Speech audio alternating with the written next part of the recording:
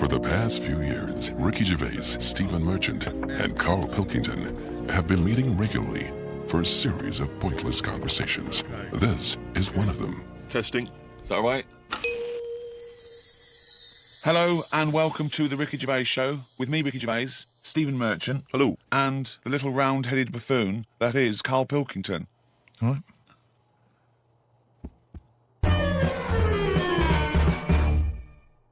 We've been away filming in a sweltering London. About a heat wave here in the capital city, haven't we, Carl? It's been hot, hasn't it? Been up to 100 degrees, record-breaking temperatures. Yeah. What have you been doing, though? Getting to see the place, having loads of walks and that. I like to have walks. You know, watching what Like a people are dog. doing. Yeah! When he jumps off the couch and starts scratching against the door. Suzanne thinks it's time. It's just good thinking time, though, isn't it? As well, having a walk. You've got no other clutter going on around you.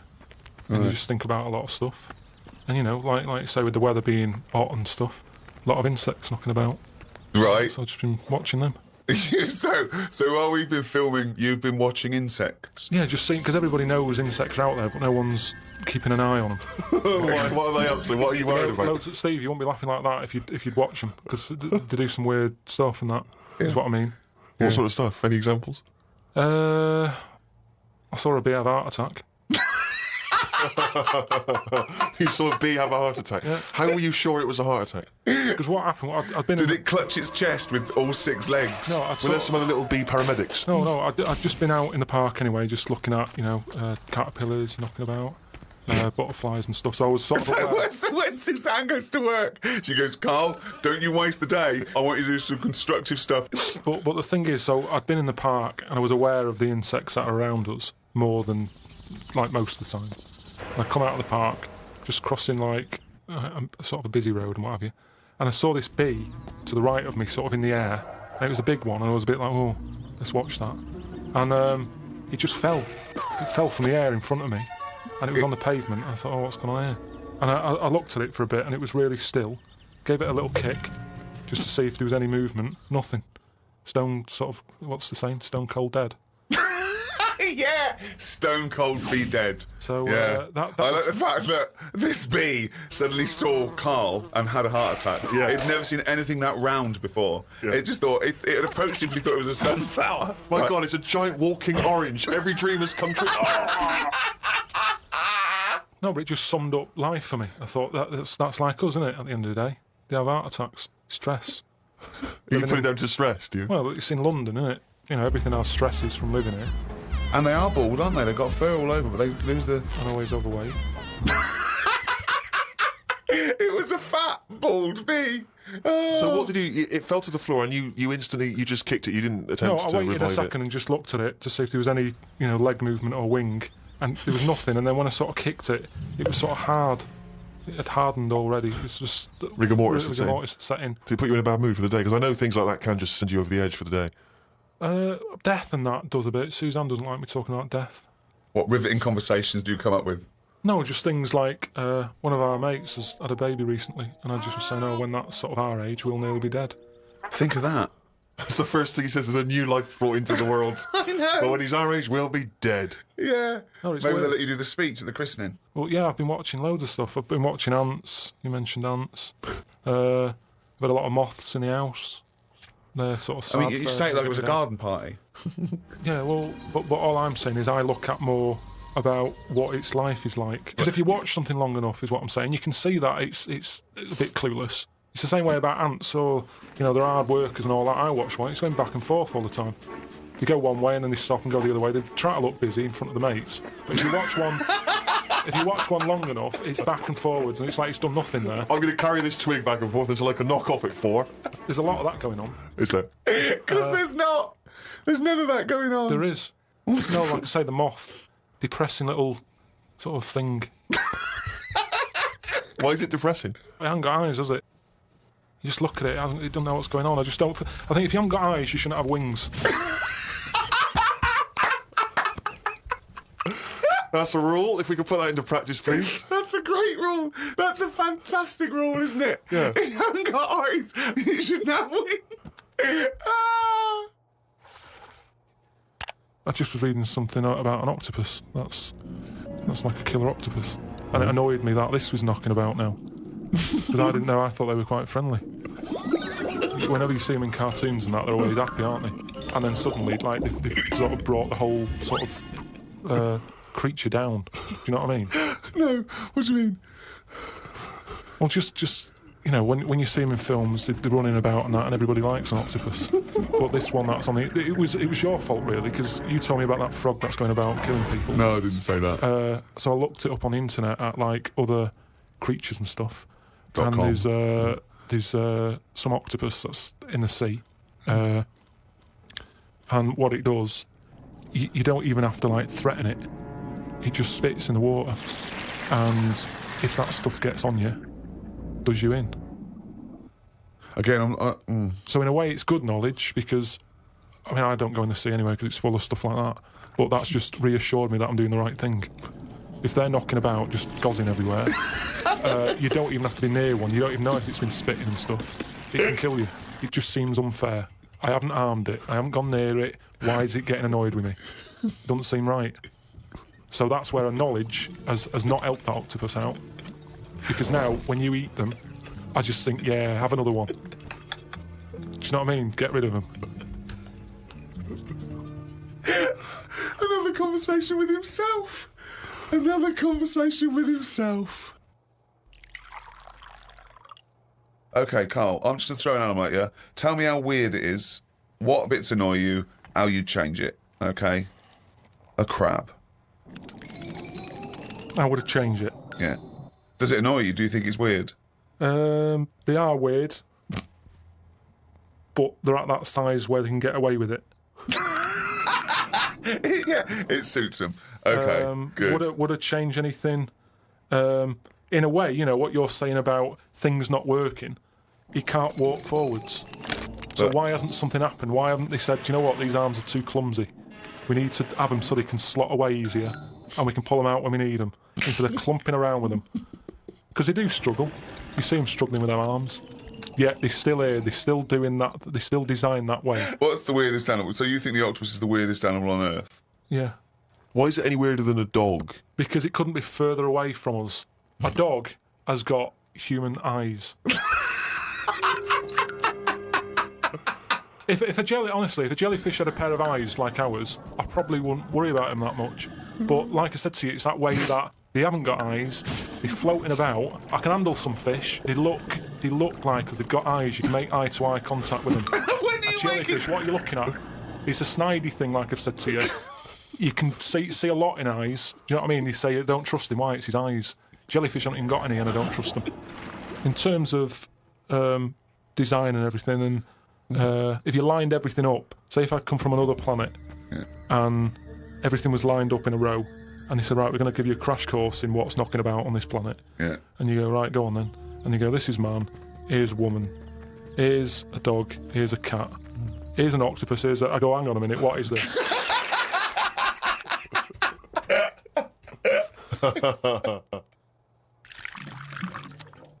Say if everything was at the same size as us, what would be the best thing to be?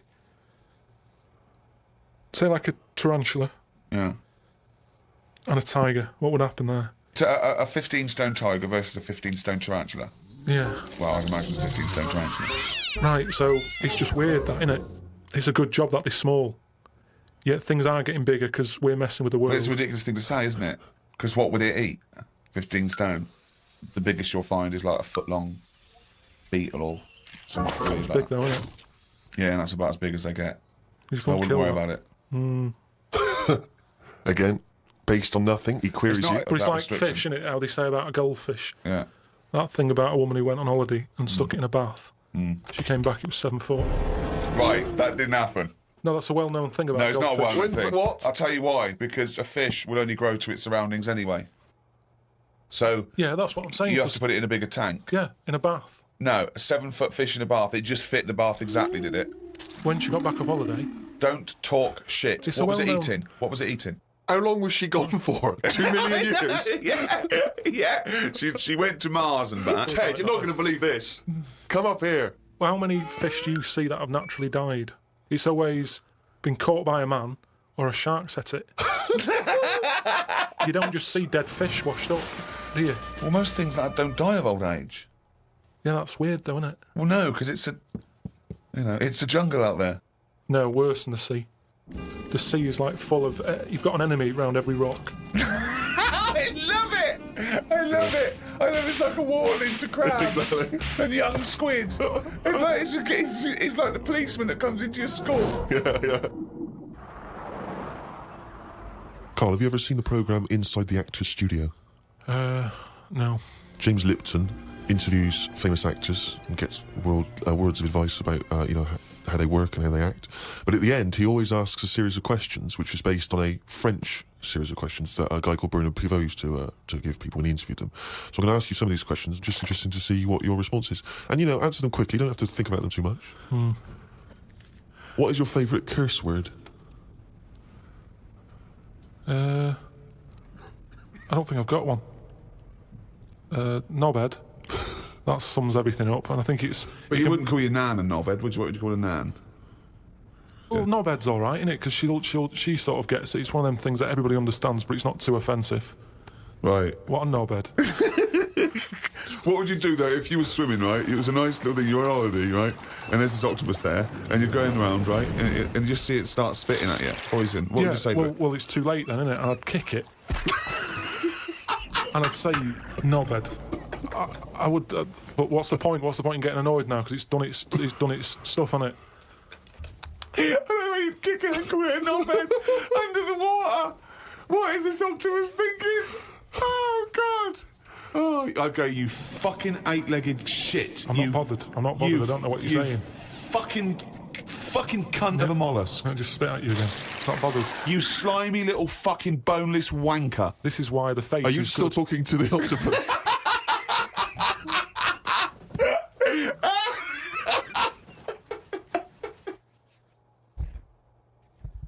Oh, I don't believe it. He's only going to run it down the... That jingle, of course, signifies another reading from Carl Pilkington's diary. We went to the park and had a brew. Suzanne read the paper while I played with the ladybird. I mean, it's like a child, isn't it? It's like what a child would do. Suzanne read the paper while I played with the ladybird. Oh, his only friend is a beetle. It climbed up my arm. It struggled on me hairs. This is in detail, then. Yeah. It kept stopping every now and then and was rubbing its head with its right arm. It did it about 4 times and always used its right arm. It rested for about 5 minutes, then flew off. Sunday. Had a bit of a to-do with Suzanne because she wanted a lie-in today. I ate this. Once you're awake, you should get up. I got up and put the radio on really loud. She eventually got up. I told her insects don't have lions, so we shouldn't. Why are you obsessed I with mean, insects? you must be fucking unbearable to live with. You must be a nightmare. No, I've just started, because I've watched insects a lot, I don't want to keep going on about them because we're a bit insect heavy. But at the end of the day, if we copied insects, we wouldn't go far wrong. I don't know what you mean, though. 1 minute you're saying they're great, then the next minute you'll slag them off. Yeah, I'll slag some of them off if I don't know what they're doing, but because I've studied them a bit longer, I just think they do You it haven't right. studied them, though. He thinks he's like Darwin. But you just slagged them off and again. Don't you think that insects are doing stuff? They're not. It goes there, then it goes back again. The ant was messing about, but only that one. The others were carrying stuff. That's what I'm saying. These snidey ones in everything. In everything in the world, you get a hierarchy. Oh, long words! Ooh. Some new sea thing has been found. That's the headlines on the news. It wasn't found by sea experts, it was found on eBay. Someone was selling it for £5. I don't see the point in buying something that you don't know what it is. What do you mean? What do you mean? It was... Someone's found some sort of shell with a thing living in it. Right. They thought, oh, I've never seen one of these before, I can flog it on eBay. Someone bought it and then wanted to look after it, went to some sea expert and they said, oh, I don't know what that is. That's the story. It's just weird how stuff's being found on eBay. No, it wasn't found on eBay, though, was it? Yeah, but that's where the specialist people sort of picked up on it. It's just weird that... I mean, all I was saying is I wouldn't want one. If you don't know how to... If it's a new creature, you don't know what makes it happy. When you get a kitten, you go, stroke its head, it loves it, right? And you can do that knowing that it's liking it. If I had a little seashell and you go, does it sit in water? I don't know. Do you know what I mean? You could end up doing more damage. So that's why I wouldn't want it. It's nice to have rules in it. It's nice to know what you're doing with something. Well, as you write in the diary, it's like if an alien landed and wanted to live with you. As much fun as it might sound, it wouldn't be long before you got annoyed with it because it wouldn't eat the food you gave it. That's what I'm saying, but I couldn't have a go at it because it might not like pasta. It might not. Everyone likes pasta. Wow. Woke up to some interesting news. It's good when this happens because it sets me up for the day ahead. If it's miserable news, it affects my day. It said on the news that they have found 2 new flies. Fucking hell, more insects! What have you done? Is that all you've done this summer? Bong. Trouble in the Middle East. Bong. 2 new flies found. Ladybird climbs up arm. They were found in the UK and they were found close to each other. Maybe this happened because they were different than the other flies and weren't expected to hang about together, so that's why they knocked about with each other. That would happen, wouldn't it? What do you mean? There's 2 new flies. What do you mean? Does it mean there are 2 new flies that are a different species? Yeah, 2 new species, and they found them close to each other, right? Yeah, and but they didn't mean there was one of each. No. Yeah, they did. They found 2 different ones. No. No, they have. Seriously, I know that. That's right. That's a fact. So you've got, like, I don't know the names of them. They give them odd names, don't they? Well, say Yeah. call it A and Fly B, right? Yeah. Fly A, I don't know. Say that's orange. This is just... B, Lively, yeah. This is painful. No, but This I'm is just making it painful. easier But for 5B you. wears a little hat. He's got a little hat. Right, yeah, fine. Now, they found the orange one. I went, look at this over here. This is a bit weird. And they've gone, oh, that's a new species. Log it, whatever. And then the other one went, oh, keep your pen handy. Look at this one, it's got a hat on. So then they found them both within the same distance. I don't know what that sentence Keep means. going. They No, found let him them try and both. finish. They found them both within the same distance. But without interrupting him, let him finish this point. Let me just make one thing clear. Carl Pilkins just said they found them both within the same distance. Think of that! Don't know what it means, but go on, let him finish this point. So what I mean is, they weren't knocking about with other normal houseflies because they were probably sort of going, oh, he's a bit weird. Leave it. Yet, because the other one was also odd, they're hanging about with each other. Don't you understand that? Why is that such an odd concept? Because you think of it as like 2 little new kids in school. Yeah. They find that they're both new and they've got something in common. They're both goths, so they start hanging out together. Yeah. And this was on the news, was it? Yeah, just on the radio, yeah. I know if I looked into that story, it would be 90% wrong. Bit tired today because didn't get to sleep as early as I wanted due to a moth getting in the bedroom. Fuck me. I got it in a glass and looked at it for a bit and then let it go because Suzanne wanted to go to sleep. Looked up some interesting news. Some people dug up an old body in Ireland. Turns out it's well old and was here when dinosaurs were here. The really weird bit is it had hair gel in its hair. Right, what is it? Fella, Well, no, it wasn't around when dinosaurs were here then. just a bit after. Right, fine. A lot after, yeah, go on. It's not the age bit, that's amazing. It's the fact of, there's a fella, won't have even had shoes on his feet, Right. and yet he was worried about his hairstyle. Right, well, that's definitely not true either. There was a man on the radio doing poetry, says Carl in his diary. I thought I'd have a go at doing a poem about today. Not really. Steve, I'm a little bit queasy. He hasn't really written a poem. He's written a small poem. No, he hasn't really. Yes. If moths had eyes... Fuck me! Let me read the poem, okay? Oh, fuck. You wouldn't interrupt T.S. Eliot. Okay. Oh, okay. If moths had eyes, would they be happier? How do they know they're not dead? Cavemen hunting for food, but not before they style the hair on their head. What would last longer in dinosaur times? A blind man didn't stand a chance. Not with all them rocks about. I'd rather be a blind moth.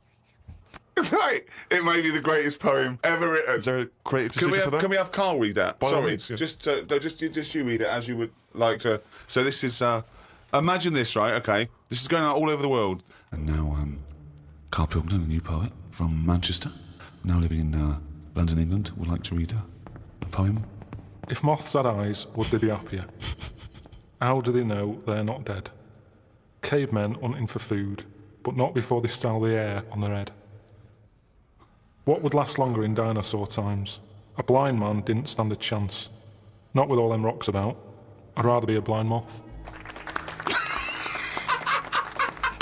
You said it as though rhyme. He said it like it was going to rhyme. Oh, God. No, It's amazing. But I think he feels as though the final line, "I'd rather be a blind moth," is going to be one of those great, a summation that somehow the moth is a metaphor. The caveman. No, but there's all no I'm doing- metaphor in that. He really does mean he'd rather be a blind moth. Yeah, well, I'm just because I've looked at the day's news. Are you getting into poetry now, properly? I really like it, yeah. Right, I did 2 about jellyfish. Excellent. I don't like jellyfish. They're not a fish, they're just a blob. They don't have eyes, fins or scales like a cod. They float about blind, stinging people in the seas. And no one eats jellyfish with chips and mushy peas. Get rid of them. And then there's just a short one I did about a jellyfish. It would be spiteful to put jellyfish in a trifle. Yeah, it certainly would. So, That's great. That's really good. Because it's jelly. He's done us this. Yeah, Steve. yeah. That's a really good poem. Can we always do that, Carl? Can we always find a day, right, and always sum it up in your thoughts, a poem, just like that? It would be spiteful to put jellyfish in a trifle. yeah.